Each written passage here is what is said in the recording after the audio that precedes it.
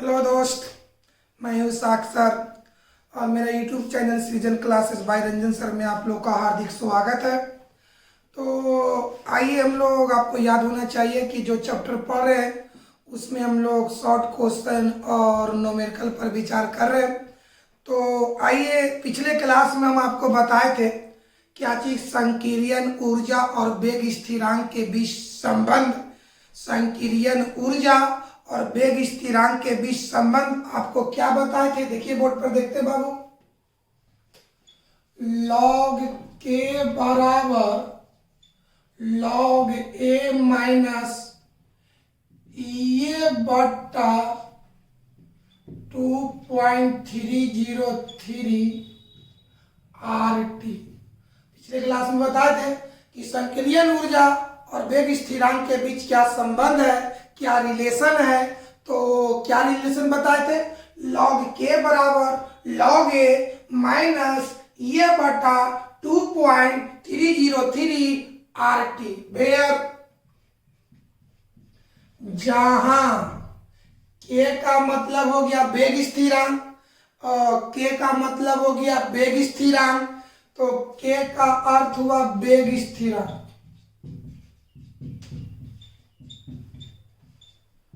चलिए, ए का मतलब आवृत्ति गुणांक, आवृत्ति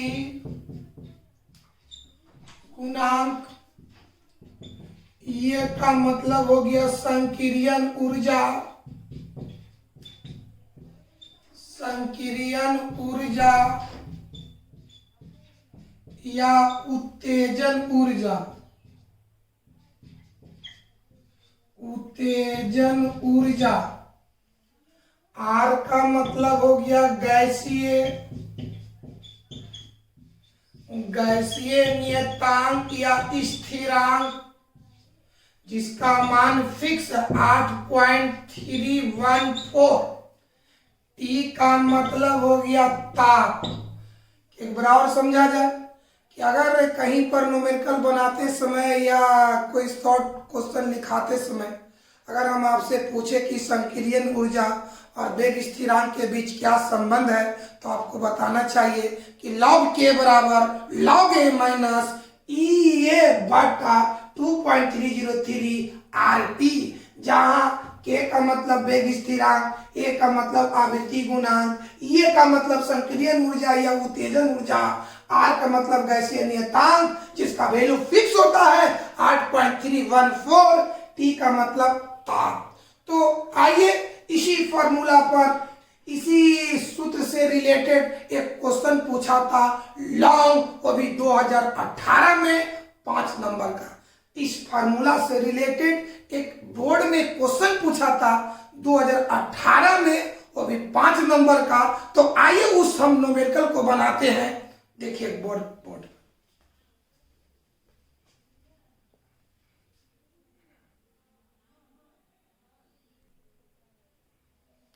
हाँ बाबू, तो देखो यही न्यूमेरिकल, यही अंकीकी प्रश्न 2018 में 5 नंबर का पूछा था। तो आइए इसको हम लोग सॉल्व करते हैं, कैलकुलेशन करते हैं, हल करते हैं। पढ़ते एक बार, किसी प्रतिक्रिया, प्रतिक्रिया मतलब अभिक्रिया, किसी प्रतिक्रिया की उत्तेजन ऊर्जा, याद करो उत्तेजन ऊर्जा को E से दर्शाया जाता है। तो क्वेश्चन के मुताबिक उत्तेजन ऊर्जा मतलब ये का मान ये दिया हुआ है। आइए बनाते हैं दोस्तों, सॉल्व गिवन, बोला जाए ये बराबर 80 किलो जूल प्रति मोल। अब आइए किलो जूल को जूल में बदल दीजिए। तो किलो जूल को जूल में बदलने के लिए 1000 से गुना किया जाता है।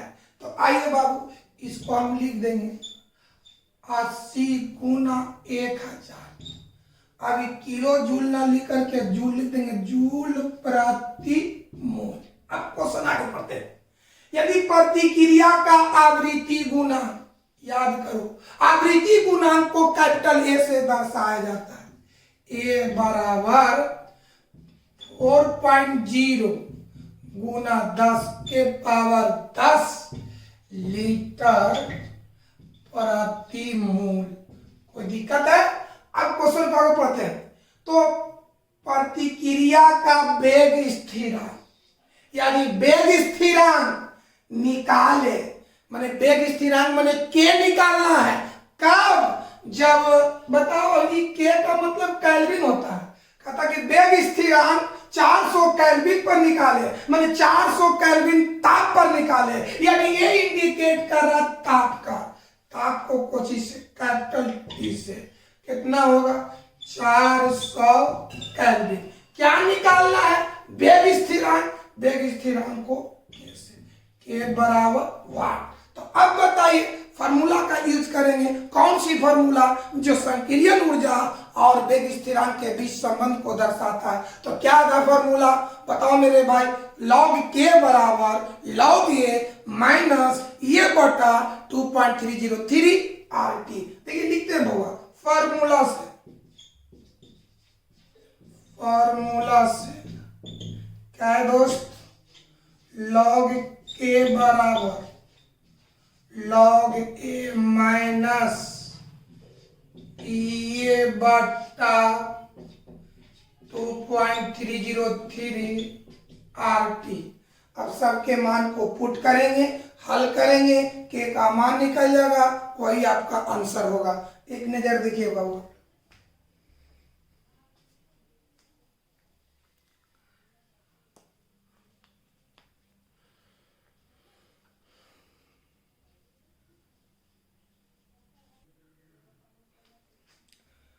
बाबू तो देखिए इसको आगे लेकर बढ़ते हैं बाबू।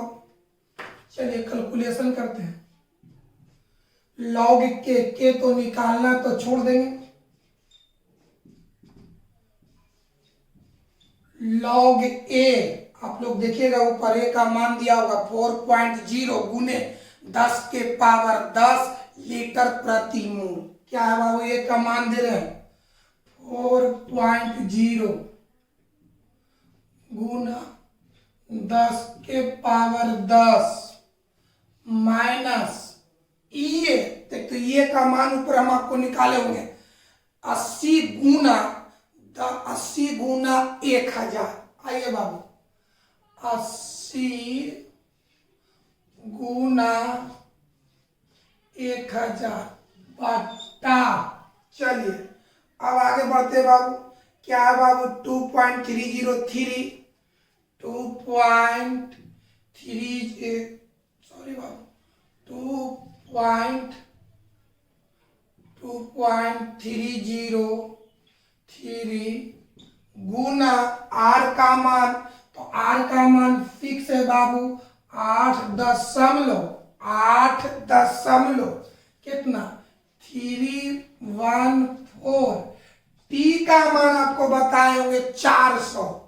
चलिए 400। अब जो कटता से काटिए, 2 जीरो से 2 जीरो कट जाएगा। चल यहां से आइए, ये आपको 20 से कट जाएगा। कोई दिक्कत है? आगे बढ़ते हैं बाबा। चलिए लॉग के बराबर लॉग दशमलव के बाद कोई जीरो नहीं है, 4.0 को 4 लिख सकते हैं।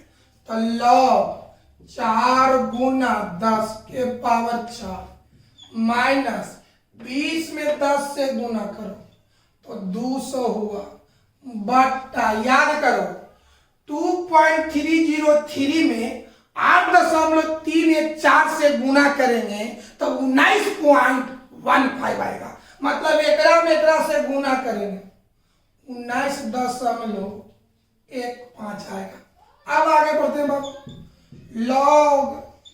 लॉग के बराबर याद कीजिए, लॉग में अगर गुना में है तो अलग अलग करेंगे तो जोड़ में हो जाएगा। जैसे आप पढ़े हुए फॉर्मूला लॉग एम गुने एन बराबर log M plus log N. यानी ठेठ भाषा में याद करें कि अगर गुना में है तो उसको अलग अलग करेंगे तो जोड़ में हो जाएगा, यानी प्लस में हो जाएगा। तो लॉग पहला जोड़ लॉग दूसरा, क्या लिख सकते हैं? लॉग 4 जोड़ लॉग 10 के पावर 10 माइनस, अब बाबू अगर 200 में 19.15 से भाग देते हैं, 200 में 19.15 से भाग देते हैं, तो आपको आएगा 10.44। कोई दिक्कत है? आगे बढ़ते बाबू। चलिए पहले इसको नीचे वाला मिटा देते हैं जो पहले का वो।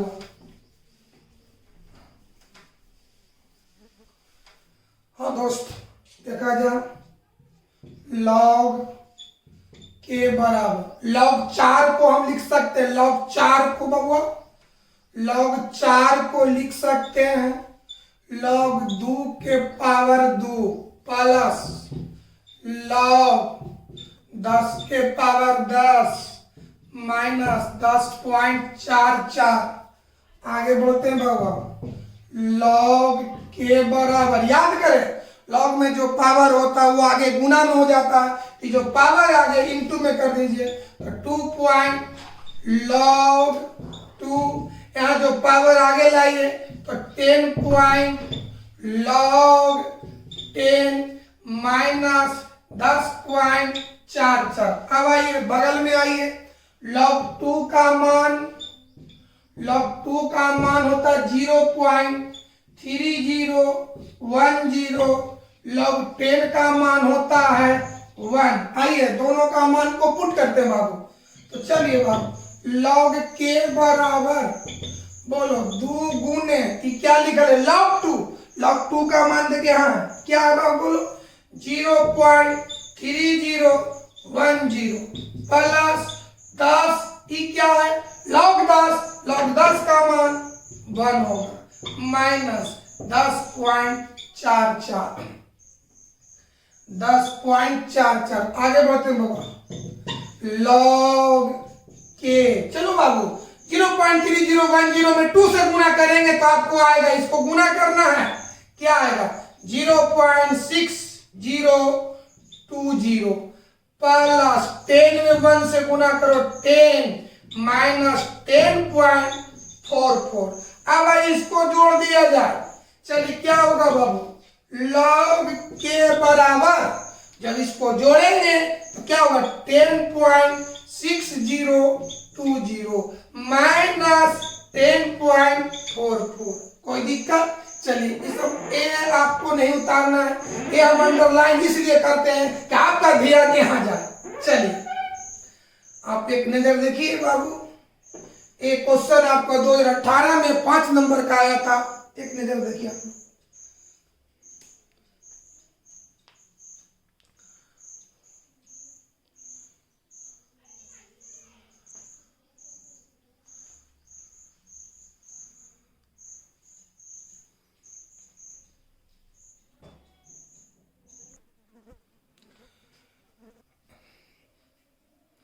हाँ दोस्त, तो चलिए इतना में इतना को घटाइए, देखिए घटा कर इसे देख लेंगे, 10.6020 इसमें घटाना है 10.44, इधर कुछ नहीं है, इधर जिधर बैठा दीजिए, इसमें तो आप दशमलव का जोड़ घटाव जानते होंगे, 0 2 10 में 4 जाएगा 6, 5 यहाँ बचेगा, 5 में 4 जाएगा इतना, इधर हो गया 0, यानी घटाने पर इतना आएगा।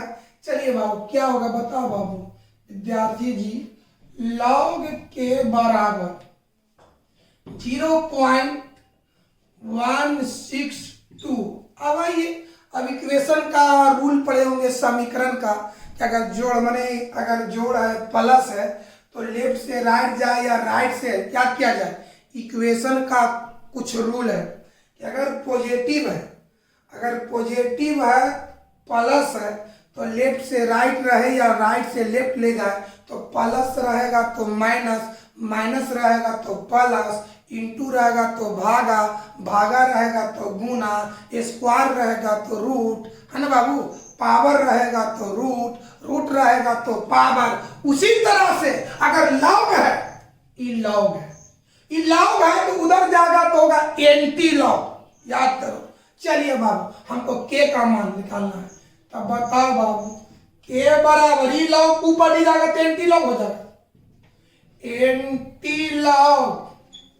एंटी लॉग कितना 0.160। अब आइए इतना का मान एंटी लॉग पीरियोडिक टेबल में जाइए और वहां से निकालिएगा तो आपको इतना मिलेगा बाबू।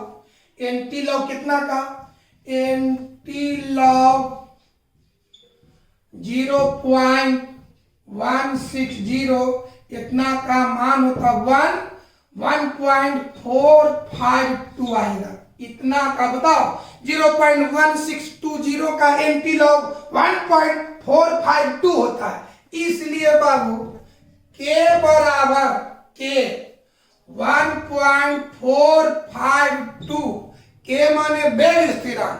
वेग कोई का नाम आपको बताए हुए कि एक ऐसा रीजन है, एक ऐसा कंडीशन होता है जहां पर अभिक्रिया की दर को ही वेग स्थिरांक कहते हैं। तो अगर अगर क्वेश्चन में कोई कोटि की चर्चा नहीं हो तो वहां पर वेग स्थिरांक का इकाई यानी मात्रक लिख सकते हैं मोल प्रति लीटर प्रति सेकेंड। आइए यहां पर क्या लिखेंगे, मोल प्रति लीटर प्रति सेकेंड।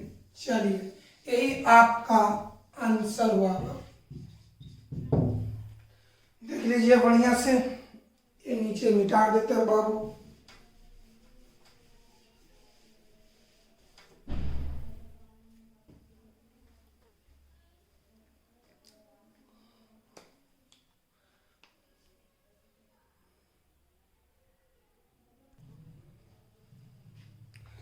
हाँ बाबू, तो अगला न्यूमेरिकल को बनाने के लिए एक फार्मूला आपको याद करना होगा। आइए इस फार्मूला को हम लिख रहे हैं बाबू। क्या चीज कि लॉग K2 बटा K1 बराबर ये बटा 2.303 R 1 इंटू 1 बटा T1 माइनस 1 बटा T2। अब इस चैप्टर में जो न्यूमेरिकल बचा हुआ है वो इस फार्मूला से रिलेटेड आपको बनेगा। अब आपको हम सबका अर्थ बताते हैं। एक वो आप सेंटेंस याद कीजिए, हम आपको कई दिन पहले बताए हैं कि यदि प्रतिकारक की सांद्रता, यदि प्रत्येक प्रतिकारक की सांद्रता इकाई हो। फिर एक बार समझा जाए, आपको कई दिन पहले बताए हैं क्या चाहिए, एक सेंटेंस कि यदि प्रत्येक प्रतिकारक की सांद्रता इकाई तो अभिक्रिया की दर को ही वेग स्थिरांक कहा जाता है। यानी कहने का मतलब यह है कि के का मतलब ऐसे तो अधिकांशता 90% जगह के का मतलब वेग स्थिरांक होता है, लेकिन कुछ ऐसे कंडीशन, कुछ ऐसे न्यूमेरिकल आएगा जहां पर के को अभिक्रिया की दर भी कहा जाता है। अब कहां पर कहा जाता है, हम आपको सेंटेंस सुना रहे हैं कि यदि प्रत्येक प्रतिकारक की सांद्रता इकाई हो तो अभिक्रिया की दर को ही वेग स्थिरांक कहा जाता है। यानी कुछ ऐसा कंडीशन है, कुछ ऐसा रीजन है, कुछ ऐसा स्थिति है जहां पर अभिक्रिया की दर ही वेग स्थिरांक कहा जाता है। तो हम कह सकते, हमारे कहने का मतलब यह है कि किसी न्यूमेरिकल में, किसी सांख्यिकी प्रश्न में कहीं पर के का मतलब वेग स्थिरांक होगा तो कहीं पर अभिक्रिया की दर होगा। अब कौन सी कंडीशन में होगा हम आपको कई बार बता चुके हैं। तो आइए के का यहाँ पर के का मतलब K1 एवं K2, K1 एवं K2, तो K1 एवं K1 एवं K2 का मतलब हुआ वेग स्थिरांक या अभिक्रिया की दर। बात समझ में आया? के से रिलेटेड पद का जो अर्थ हुआ वेग स्थिरांक या अभिक्रिया की दर। अगर वेग स्थिरांक का दो वैल्यू हो तो पहला को मान लेंगे K1 और दूसरा को मान लेंगे K2। समझ में आया? यहाँ पर K1 और K2 कहने से वेग स्थिरांक या अभिक्रिया की दर का बोध हो रहा है। अगर वेग स्थिरांक या अभिक्रिया की दर का दो वैल्यू हो, दो मान हो, तो पहला मान को K1 मानेंगे और दूसरा मान को K2 मानेंगे। याद हुआ? यहाँ पर K1 और K2 का अर्थ हुआ वेग स्थिरांक या अभिक्रिया की दर। अगर अभिक्रिया की दर या वेग स्थिरांक का मान दो गो हो तो पहला को K1 मानेंगे और दूसरा को K2 मानेंगे। आइए बाबू, तो क्या बाबू भेयर K1 और K2 का अर्थ हुआ वेग स्थिरांक या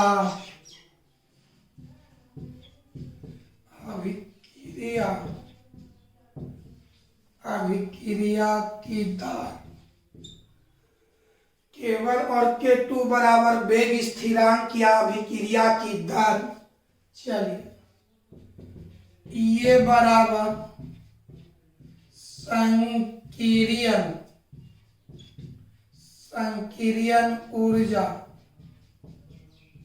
संकीर्ण ऊर्जा।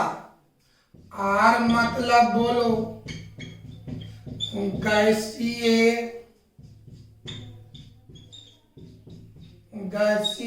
स्थिरांक T1 और T2 का मतलब ताप। T1 और T2 का अर्थ हुआ ताप।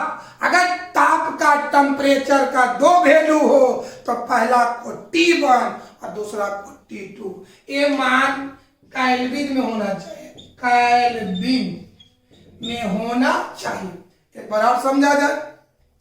अब इस चैप्टर में जितना भी न्यूमेरिकल बचा हुआ है वो सभी न्यूमेरिकल इस फार्मूला से रिलेटेड बनेगा। तो K1 और K2 का अर्थ हुआ वेग स्थिरांक या अभिक्रिया की दर। अगर वेग स्थिरांक या अभिक्रिया की दर का दो मान हो तो पहला को K1 मान लेंगे और दूसरा को K2 मान लेंगे। ये का मतलब होता संक्रियन ऊर्जा, R का मतलब होता गैसीय स्थिरांक जिसका मान होता 8.314। अच्छे, T1 और T2 कहने से ताप का बोध होता है। अगर ताप का दो वैल्यू हो तो पहला को T1 कर दीजिए और दूसरा को T2 कर दीजिए। यह मान किसमें होना चाहिए? केल्विन में होना चाहिए। यानी न्यूमेरिकल बनाने के पहले देख लेना है कि ताप केल्विन में है कि नहीं है। अगर नहीं है तो उसको आप केल्विन में बदल दिया जाए। कोई दिक्कत है तो आइए इससे रिलेटेड हम न्यूमेरिकल बनाते हैं। एक नजर आप देखिए।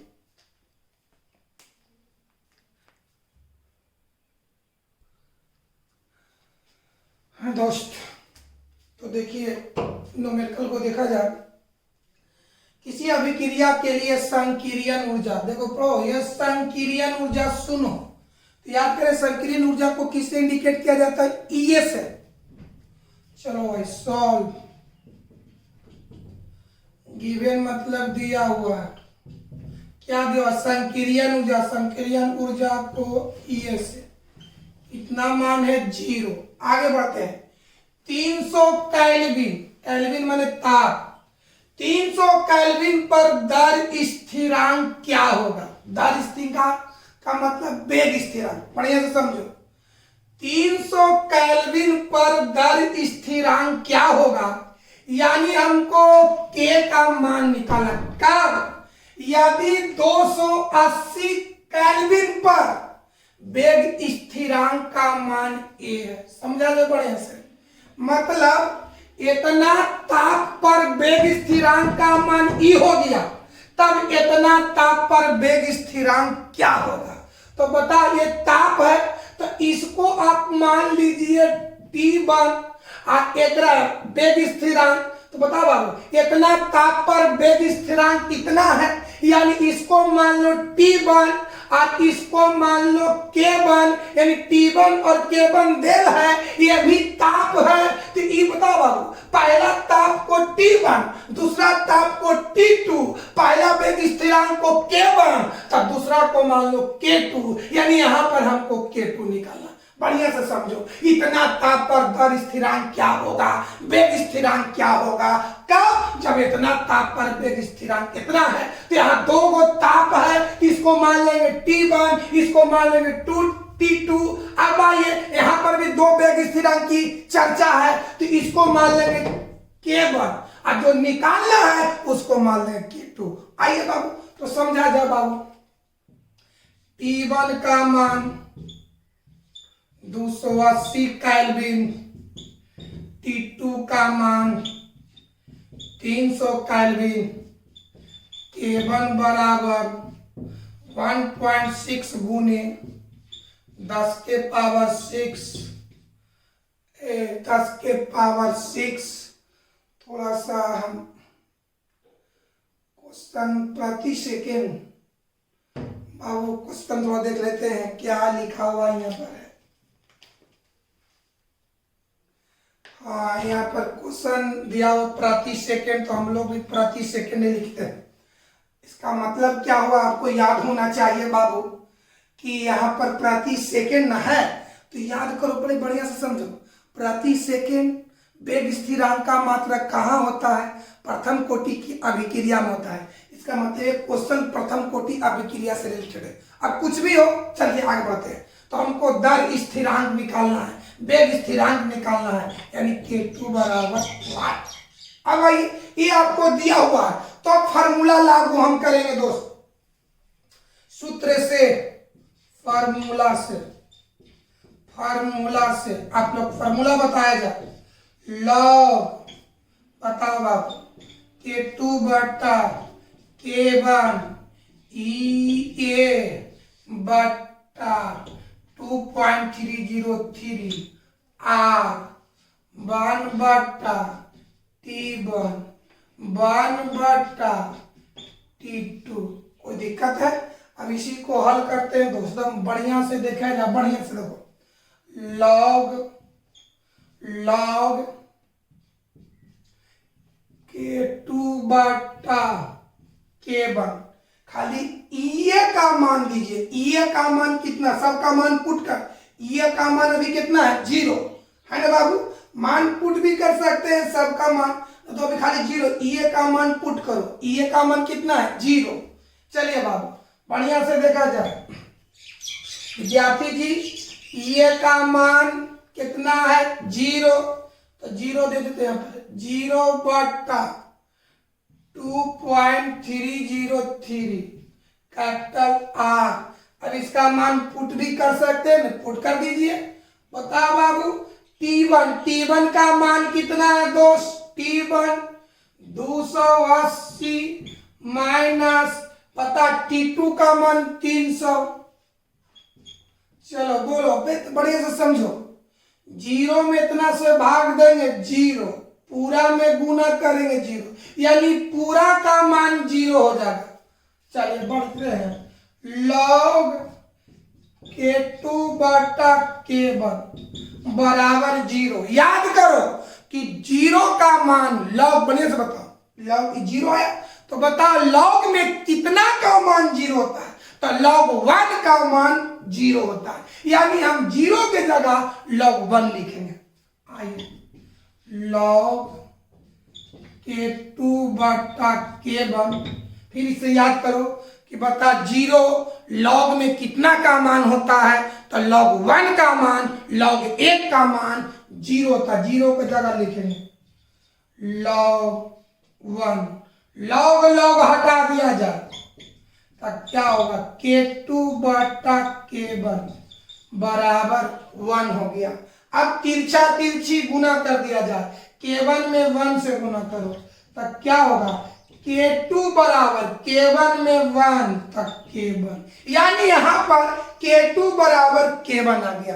अब चलिए यहाँ पर K1 का मान दे ले होगा छोटू, यहाँ पर देख बाबू K2 बराबर K1 का मान दिया जाए। बढ़िया से समझो, K2 बराबर K1 का मान यहाँ दिया हुआ कितना बोलो?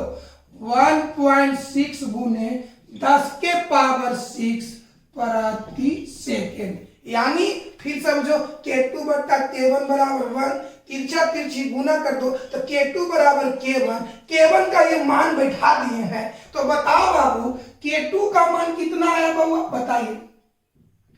इसलिए K2 बराबर, यहां पर नहीं लिखे ना छोटू, आइए यहां पर लिख देते दोस्त। तब बताओ बाबू, इसलिए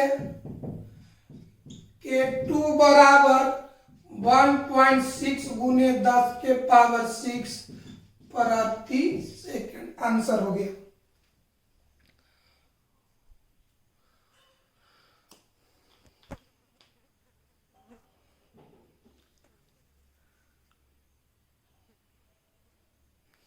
देख लिए। और आज को क्लास को कल आपका लास्ट क्लास रहेगा, एक चैप्टर समाप्त हो गया और आज की क्लास को समाप्त करते हैं।